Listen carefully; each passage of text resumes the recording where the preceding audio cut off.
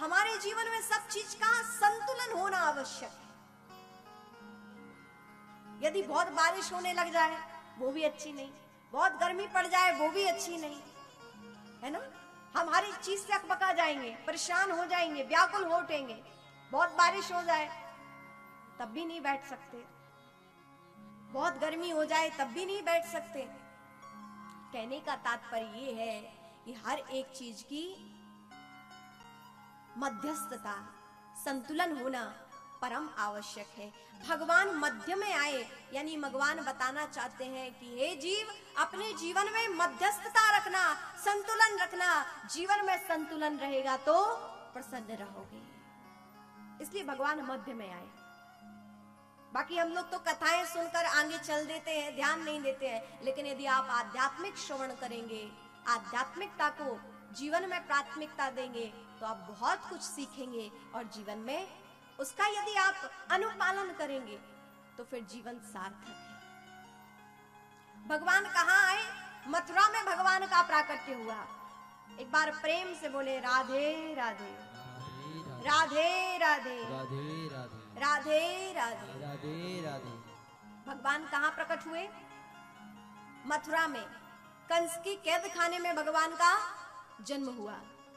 लेकिन भगवान मथुरा में रहे नहीं, भगवान तुरंत कहां चले गए?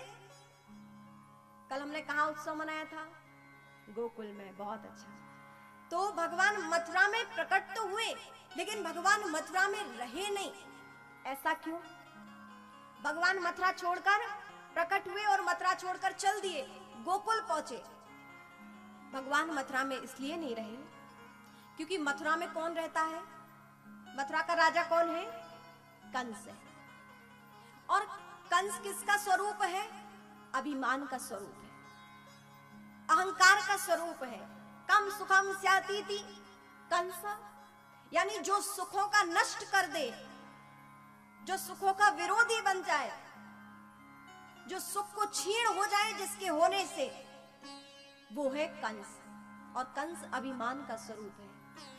और जिसके भीतर अभिमान आ जाता है, उसकी सारे सद्गुण धीरे धीरे समाप्त हो जाते हैं। अभिमान के कारण सब चीजें दुर्गुणपूर्ण हो जाती हैं उसकी। इसीलिए भगवान मथुरा छोड़कर चले गए, क्योंकि वहां कंस रहता है।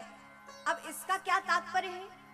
ये तो एक लीला क्रम हो गया, लेकिन इसका आध्यात्मिक अर्थ क्या है? मथुरा क्या है? ये हमारी देह ही मथुरा है, ये हमारा शरीर ही मथुरा है। और इस देह का अभिमान, इस बुद्धि में जनित जो अभिमान है, वही क्या है?